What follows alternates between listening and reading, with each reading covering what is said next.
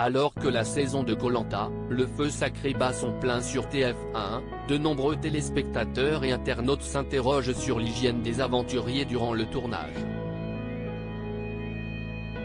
Télé Loisirs vous dit tout. Outre la faim, les blessures, la fatigue et les redoutables alliances, les aventuriers de Koh Lanta, le feu sacré doivent également faire face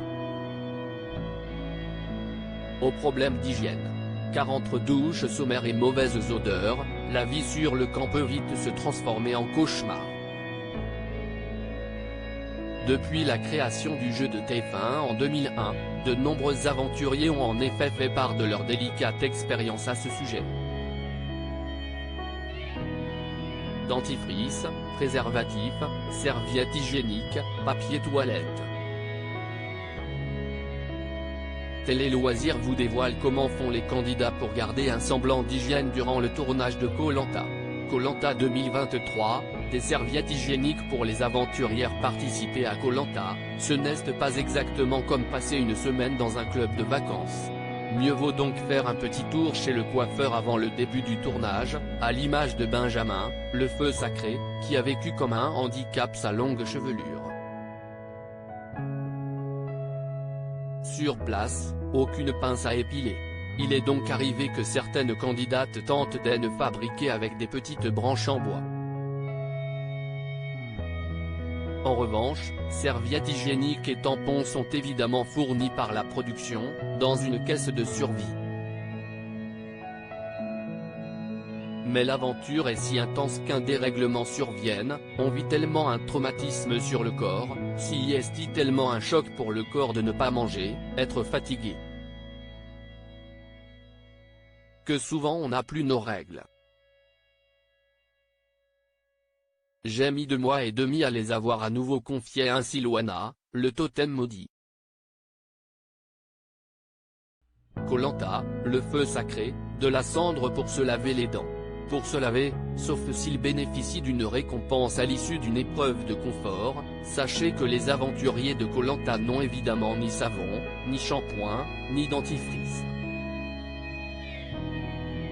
La plupart utilisent de la cendre mélangée à de l'eau pour se frotter les dents et ainsi enlever un peu de tartre.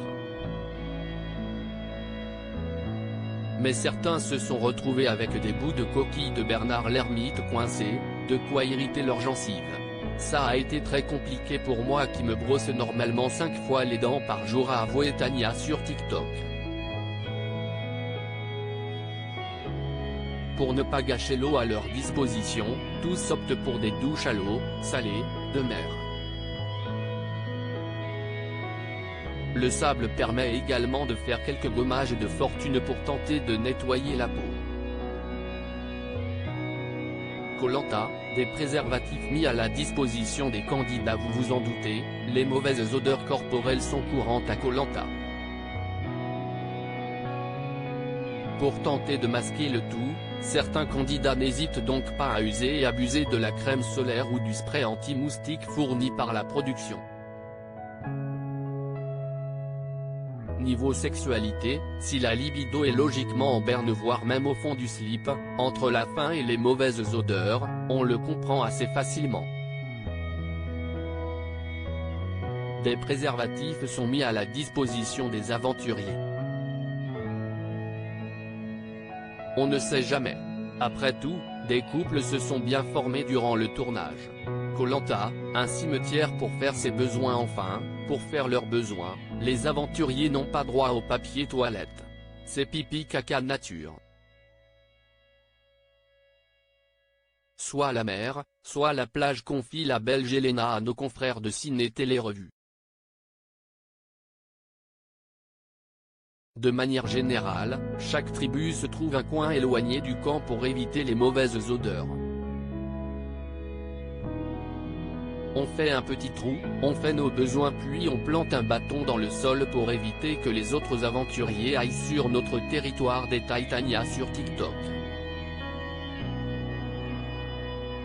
Mais face au manque de nourriture, ne pensez pas qu'on va aux toilettes tous les jours, c'est très espacé, précise, de son côté, Elena.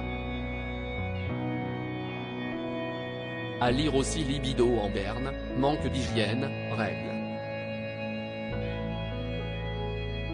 Les confidences de Loana sur l'intimité dans Koh Lanta.